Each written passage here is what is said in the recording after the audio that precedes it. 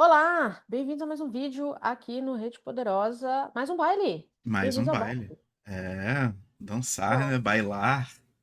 tá gostando de fazer o baile? Pô, tô achando maneiro. Tô achando maneiro porque faz a gente ir pra lugares interessantes, mexe com a nossa memória, né? Com nossos sentimentos. Pois é, pra quem não sabe, esse aqui é o nosso quarto baile, então já tem 3 vídeos aqui no canal. Basicamente, a gente escolhe um livro, o Caio escolhe um livro, eu escolho um livro, baseado em temas completamente aleatórios que a gente sorteia aqui no final de cada um. Então, no final de hoje, a gente vai sortear o tema do próximo baile. E o tema de hoje é fruta. Então conte pra gente, pra onde você foi com esse tema? Ah, eu fui pro sul da Bahia, Uhum. porque a Bahia é um lugar que eu amo. Já cansei de falar da Bahia aqui, né? Só esse ano eu já devo ter falado umas 30 vezes já. Nunca se canse de falar da Bahia. Exato. E aí eu juntei o quê? Que a gente tá gravando no dia de Páscoa, Sim, né?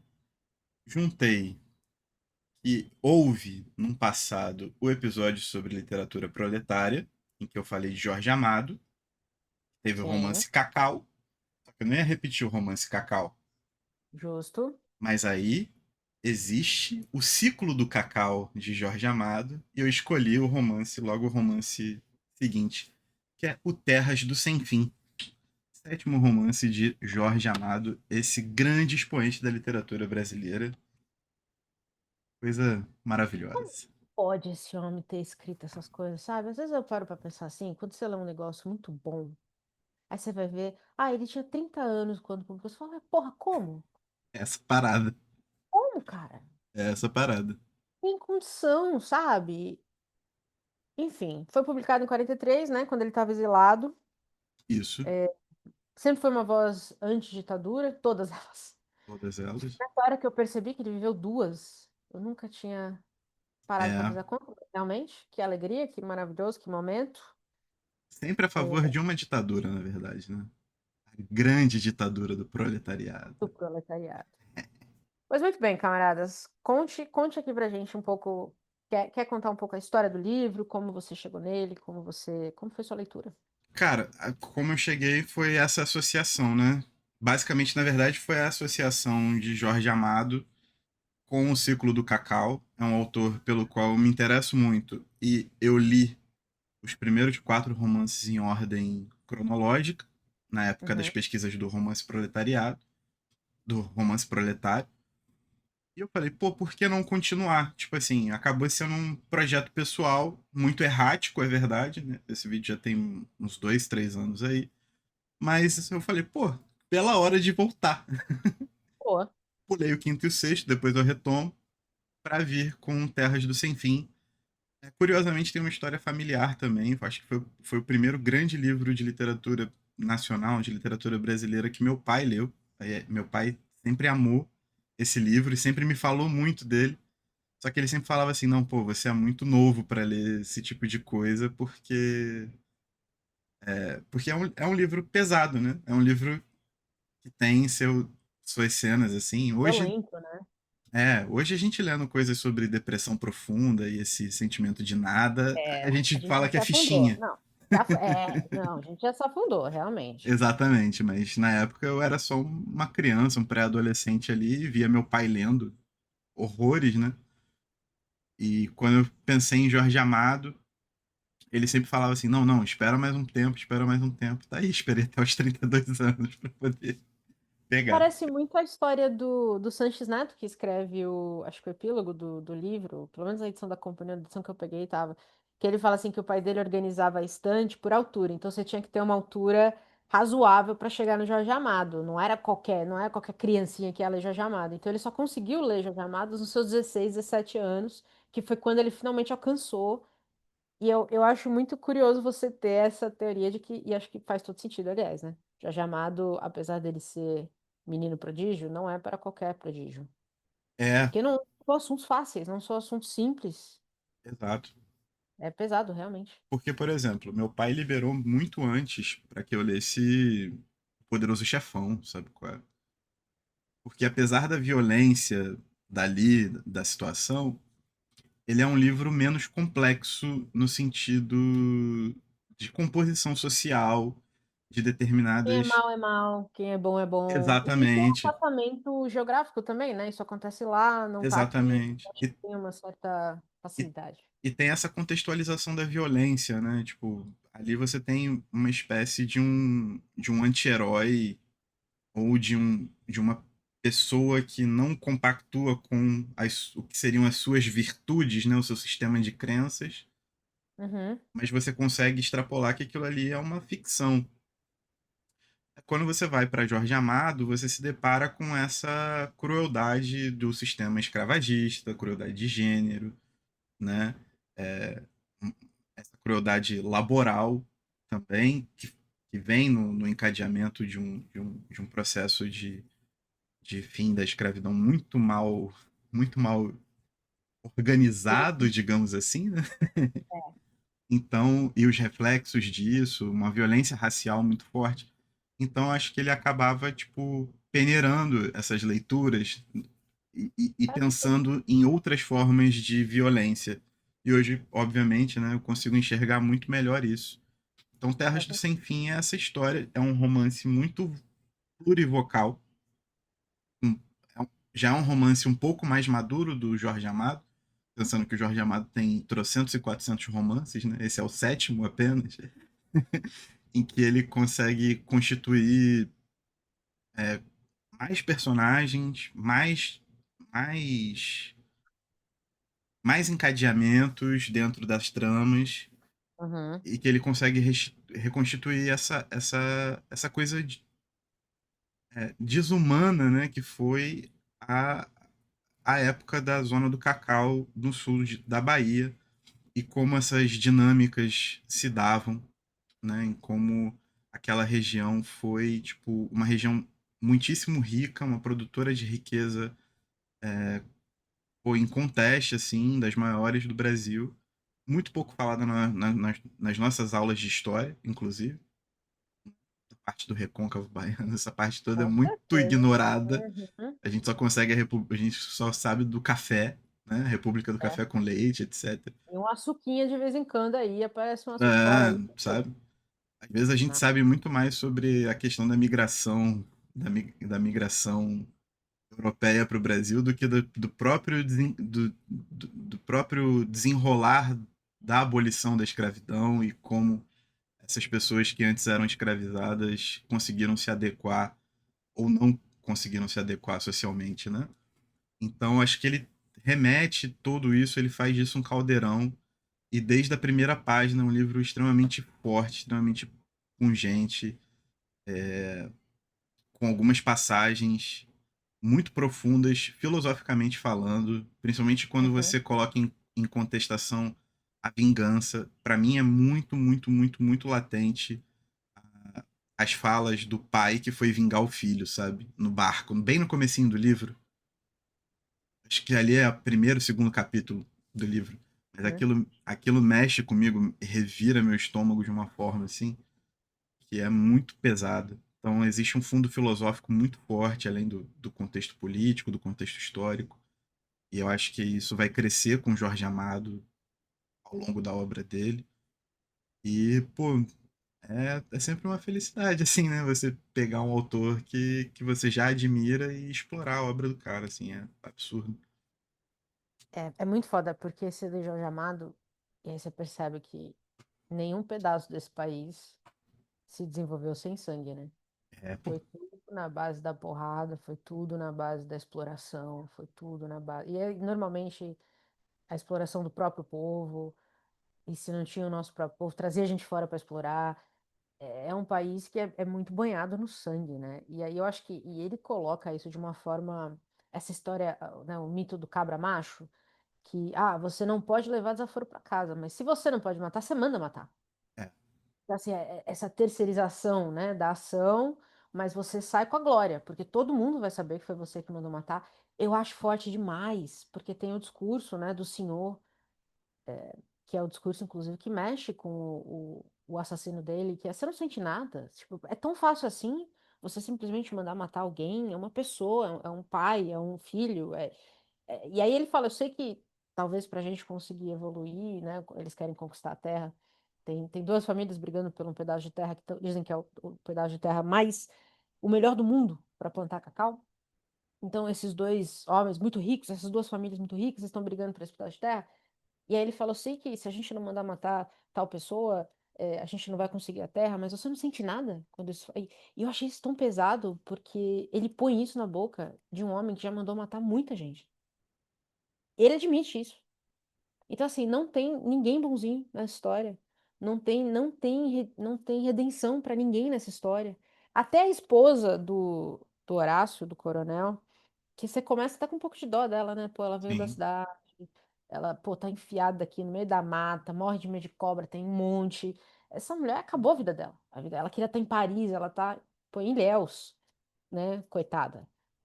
E depois você vê que essa mulher também, ela não consegue ter nem a própria redenção dela, porque quando ela acha o amor da vida dela, acaba. Não tem redenção pra ninguém, não tem nada. nada. O Jorge Amado não tem dó, sabe? Não tem dó. O que Sim. é bom e ruim, né? Porque a gente tá lá no meio também. E, e é É, muito dolorido. Mas é muito raro um autor que consegue fazer você ler, sei lá, 280, 300 páginas de um livro em que você odeia todo mundo e você continua lendo. É muito exatamente. impressionante. E uma coisa que me chama a atenção também no livro, e que era uma coisa que a gente poderia, como um todo, né? Como, num geral, não nós dois, é que é essa exploração da promessa de prosperidade, de riqueza, né? Uhum, Porque sim. o livro é basicamente isso, né? A zona cacaueira, o Brasil torna-se o maior produtor e exportador de cacau do mundo. É, e as pessoas tentam ir para a zona do cacau para pegar um lote de terra, plantar cacau e enriquecer. E A é corrida do cacau. que é a corrida do cacau, como já teve a corrida do ouro, a corrida do café. Isso. Mas é muito doido como esse discurso aparece no livro o tempo todo, né? E é muito louco você fazer um paralelo de como isso se dá hoje através dessa questão do enriquecimento a partir de ser influencer ou qualquer coisa. Tipo, a gente tá sempre preso num mecanismo idêntico de acumulação de riqueza, né? De capital. E, bicho, tudo isso gera é, essa roda de sangue, de morte, de exploração, né? E o argumento não muda. Eu fiquei pensando muito nessa parada, assim. Em todas as regiões, em todas as partes. Se você for para a parte pro norte, na época da borracha, que a gente já tinha comentado sobre a Fordland em algum momento que você. Acho que você acabou lendo, né? A parte. A exploração que acontecia ali e a promessa de prosperidade, a migração, etc. Cara, é sempre o mesmo papinho, sacou? É a justificativa, a última justificativa é a riqueza. Mas a Sim, gente, o povo esquece que nem todo mundo pode ser rico, né? A gente não exato. pode ter uma terra, porque senão. Esse livro me lembrou muito um dos meus favoritos da vida, que é As Vinhas da Ira, Uhum, que fala exatamente da mesma coisa, né? Só que na Califórnia, para a corrida do ouro na Califórnia. Mas essa mentira, né, de, olha, é a terra prometida para quem quer ganhar dinheiro, é o mesmíssimo discurso, olha. E aí as pessoas, é que aqui ainda o Jorge Amado, ele fala, olha, as pessoas iam, às vezes sozinhas, depois traziam uma família, ou enfim. isso. E em Vinhas da Ira, o que a gente vê são as pessoas levando a família inteira, tipo, levando a vida toda, com base numa promessa que não tem, que eles não sabem se é verdade ou não. É simplesmente uma promessa que alguém falou que existe ali uma possibilidade. E essas pessoas largam tudo para trás, às vezes perdem mais coisas ainda no caminho. E quando chega lá, é muito óbvio, né? Não é nem um quinto do que promete. Inclusive, a cena mais clássica que eu acho que foi quando os homens olham, chegam ali e eles olham em volta toda aquela mata dos badaró, eles falam, não, pô, eu vou abrir essa mata não, pô, cheio de bicho, cheio de coisa aí dentro, eu vou entrar aí pra quê? Aí eles falam, bom, aqui não vai dar, vão embora. E aí o badaró para na frente deles com uma arma e fala, bom, não vai não, vocês já estão aqui, agora vocês trabalham para mim, acabou. Então, assim, a escravidão só se reinventou, né? Agora, inclusive, a gente falando do 6x1, por exemplo, é a mesma Sim, coisa, é só se reinventa o processo de exploração, mas com a mesma justificativa de, o trabalho enobrece, você tem que trabalhar, lutar pelo seu, você está trabalhando, não está roubando. Então, assim, e a forma como ele coloca isso, o que eu mais gosto nas Linhas da Ira e o que eu mais gostei de Terras do Sem Fim é o seguinte: é um livro que, como você mesmo disse, o Jorge Amado, ele tem um viés, ele não escondeu isso de ninguém. Mas o livro, assim como o Steinbeck, aliás, mas os livros em nenhum momento eles são panfletários. E a gente já falou aqui de livro que é panfletário pro nosso lado também. Quando a sim, gente falou de filme, que a gente falou, porra, tudo que ela falou eu concordo, mas porra, não precisava. Então, assim, a gente já falou sobre isso. E eu acho que o que ele consegue fazer é, em momento nenhum, você sente que ele tá te dando nenhum tipo de discurso sobre nada. Ele simplesmente está te é, mostrando a história, como de fato presume isso aconteceu, porque ele nasceu em Ilhéus. Ele viu muita coisa, não é mesmo? sim. Então, assim, ah, que autor, que autor É, bizarro. e Meu aqui, Deus, que coisa incrível. e aqui, né, complementando o seu comentário, é essa questão de um Jorge Amado mais maduro e mais ciente daquilo que ele quer fazer como escritor mesmo. Porque o Cacau e o. Acho que é Terras do Jubiabá, que são os primeiros livros dele ali, que fazem parte dessa literatura mais panfletária mesmo, são panfletos mesmo, né? Eles têm essa parte de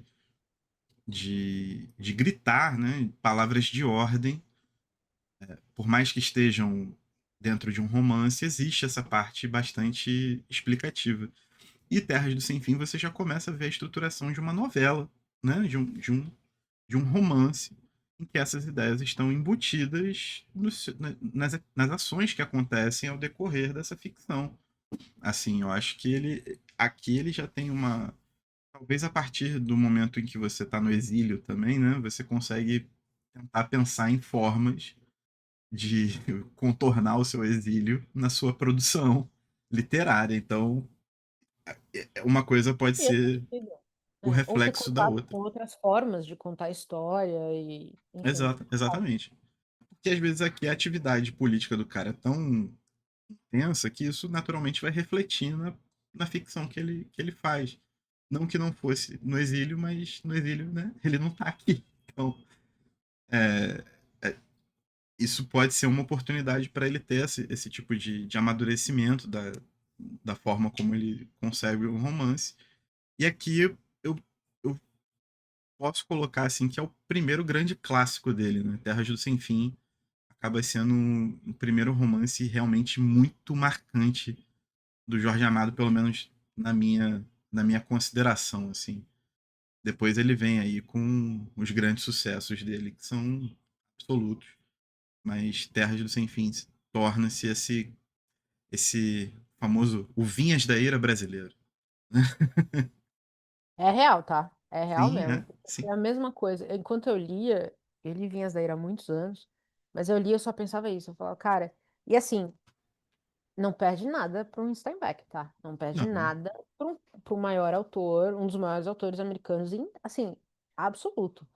Inclusive, eu diria que algumas coisas que ele traz aqui são muito importantes, e o Steinbeck não fala muito, que é essa questão do papel da imprensa estar macumunada com o poder, e como isso atrapalha também, né, os trabalhadores.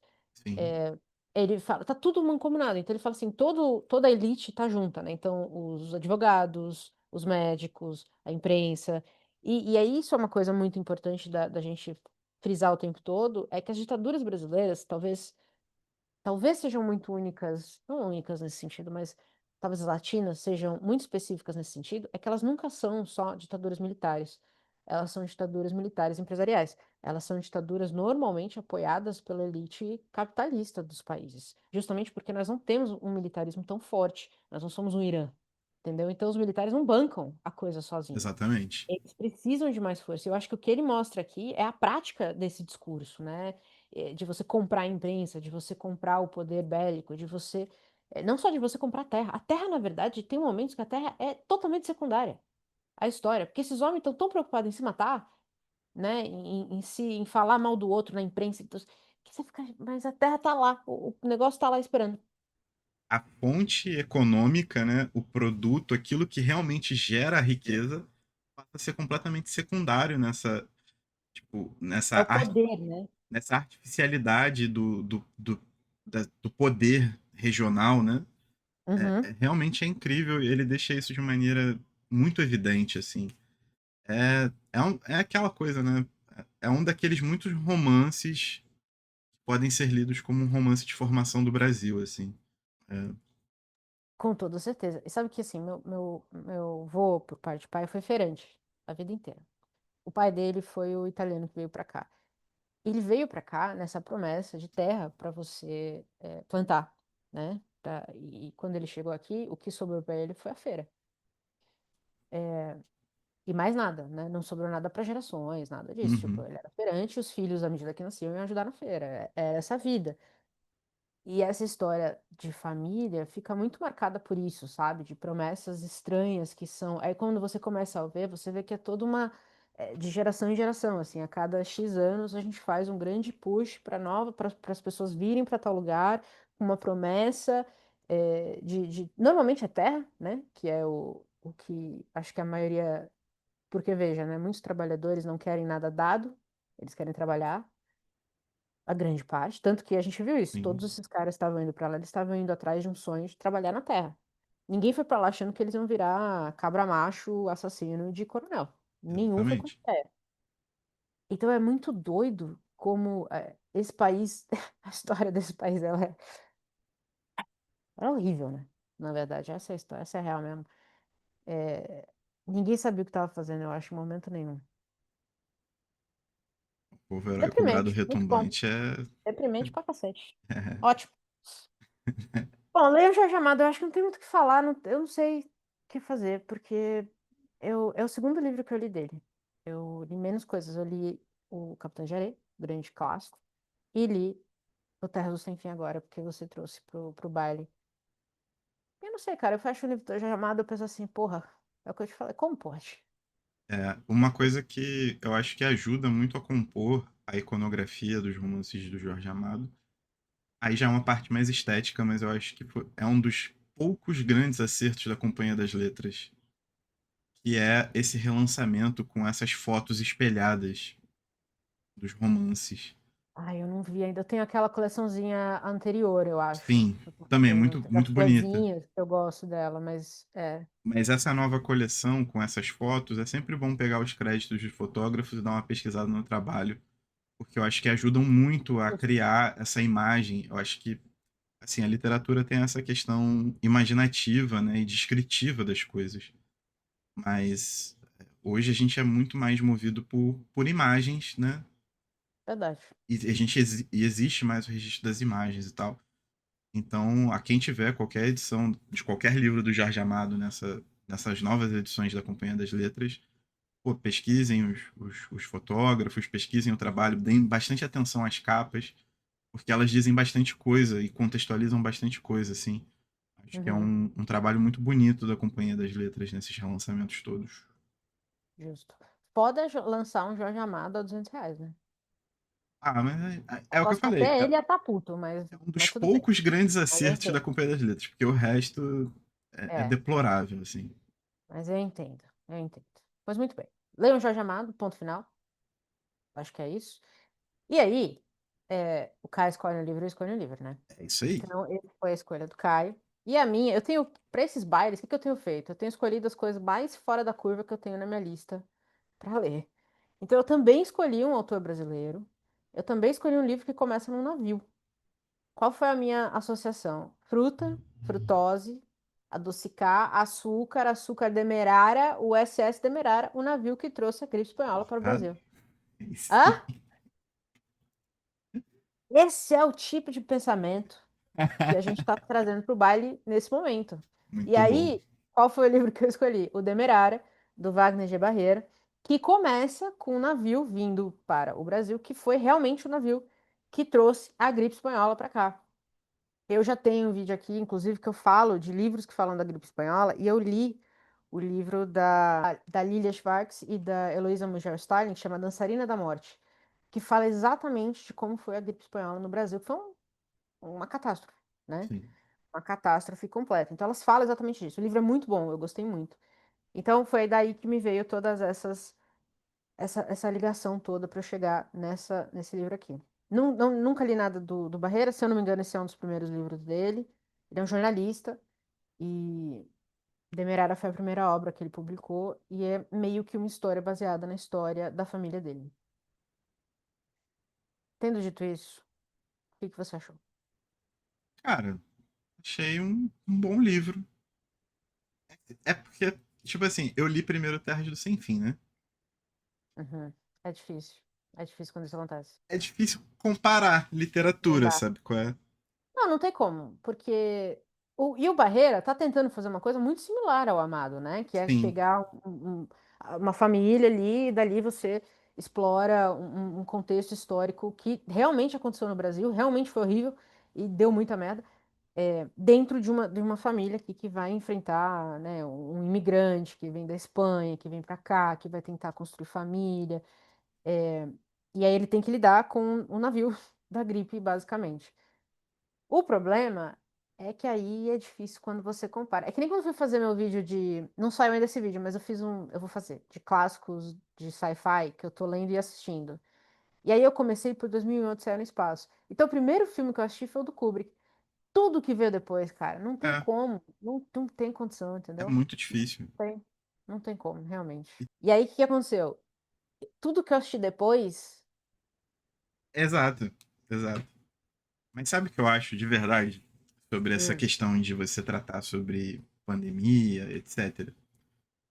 Que é aqui da literatura nacional, sempre que a gente tenta puxar esse papo, ou mesmo que seja relembrando como foi a época da gripe espanhola, dentro hum, da ficção, tá? Dentro disso, um local dentro da ficção.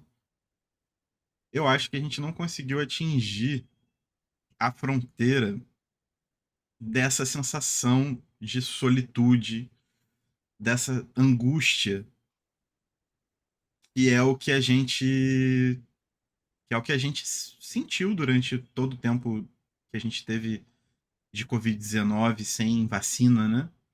Sem uhum, qualquer tipo de tratamento. Eu acho que a gente tem alguns expoentes lá para fora falando sobre isso, a gente já comentou, né? A gente tem episódios sobre livros que tratam de questões pandêmicas ou endêmicas uhum. aqui, mas eu acho que principalmente a partir do momento em que a gente estava dentro do Covid, a gente não conseguiu desenvolver como corpus literário um, um local em que conseguisse atingir essa inquietação. Isso tem muito a ver com a qualidade da produção, sim. E eu acho que isso também tem muito a ver com como a pandemia acelerou o consumo de arte também como conteúdo. Então a gente não procura o aprofundamento e a reflexão em cima, essa reflexão profunda, né? Essa questão. Então você vê que não é só um problema da literatura como um todo, mas você não vê grandes artistas que fizeram músicas que tratassem desse período de isolamento, sabe? Uma produção cinematográfica, a gente não tem exatamente grandes produções que marquem esse momento como um todo. É, talvez existam expoentes disso um pouco mais para fora. Eu acho que o Gosma Rosa, que a gente leu aqui no baile, ele, ele leva essa angústia para um lugar bem interessante, sabe? Concordo. Mesmo não tratando de um episódio real, é uma Uhum. Mas mesmo ficção assim, é. científica e tal. Mas eu acho que, como produção nacional mesmo, a gente não consegue enxergar. Eu, pelo menos, não consigo enxergar algo tão relevante mesmo. É uma reflexão que Não, eu levo comigo, assim. eu também não. Talvez a gente também não tenha encontrado ainda a obra. E talvez ainda precise de mais amadurecimento, né, desse sentimento do que foi Pode passar ser, por isso, porque pode é ser. um trauma geracional, eu diria. Sim, E aí também, às vezes, você poder entender até o que foi. Total. Não é muito simples, né? E a gente tinha os agravantes, né? De governo, agravante de falta de apoio. Então, não foi nem só o trauma coletivo que a gente passou, mas ainda tinha a questão sei lá, também, de uma escória política fazendo troça. É muita camada, né? Talvez tenha sido, ainda a gente não tenha tido. Acho que como país a gente não fez isso, mas com certeza, acho que como arte a gente ainda não conseguiu, talvez, É. deglutinar, não sei se é essa palavra, mas a gente não conseguiu ainda analisar metade do que foi isso. Eu acho muito difícil. O Barreira podia ter usado muito disso, né? Porque ele tá falando aqui de uma a gripe é muito afastada da gente aí em 100 anos. E pouquíssimo discutida, né? Tanto quando eu li o livro da Schwertz e da Starling, eu fiquei chocada com o impacto que a gripe... Não tinha ideia, não sabia, como a gente até comentou, né? Muita coisa do que o Jorge Amado diz ali no Terra Sem Fim, a gente nunca estuda na escola. A gente também não estudou em nenhum momento, que foi Total. a gripe no Brasil. E elas mesmas falam que, pior ainda, a gente não tem ideia do tanto de povo originário que pode ter simplesmente desaparecido com a gripe, que a gente não sabe. Porque, então, assim, teve um impacto muito, muito pesado, que a gente ainda não conseguiu medir 100 anos depois. Então, o que dirá a que aconteceu não faz 10 anos ainda. É muito doido, realmente. Agora, no que tange o Demerara, o livro especificamente, eu gosto que ele conta um pouco, como ele está trazendo a história da família dele, ele vai trazer a história de um imigrante que vem para São Paulo, e ele vai conhecer todos os imigrantes que fizeram São Paulo, né? Então, italianos, espanhóis, portugueses, armênios, uma grande gama de imigrantes que estavam aqui tentando ganhar a vida, a promessa de ganhar a vida. O grande tema desse baile, não é Era pra mesmo? ser A fruta, né? promessa era para ser fruta. Mas você vê, é isso que é a ideia do baile, né? A gente falou, ó, o Sim, tema é esse. De onde você vai daqui, sim. só Deus sabe. Mas o que virou foi promessas capitalistas. É, Tá bom. exatamente. Eu achei o livro bom. Podia ser melhor, mas realmente, eu acho que é muito difícil quando a gente coloca no panteão de autores brasileiros. Eu acho que o Barreira ainda tem um pouquinho pra. Dá pra crescer um pouquinho. Dá, assim. Mas tá no caminho, É, o lance é continuar escrevendo, nunca desistir dos né? seus sonhos. É E isso. e é isso, reagir É a isso. saltos também. Pois muito bem. Vamos fazer o sorteio do próximo? Vamos, Do nosso vamos. tema? Rodando e spin the wheel. Tá. Vamos lá. Tema do próximo baile é lençol. Tá. Porra. Oh, meu Deus. Lençol. Então, tá aí.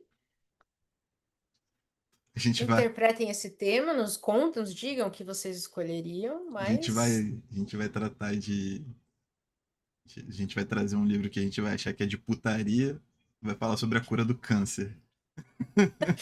Do jeito que a gente tá indo, é isso, né? Exatamente. Mas é isso. Então, tema principal lençol. Como vocês viram, a gente pode fazer a associação que a gente quiser partindo deste tema. Então, aguardem o próximo baile, nos deixem recomendações, leiam Jorge Amado, nos contem se vocês já leram os livros que a gente comentou aqui ou não, e nos vemos no próximo baile. É isso.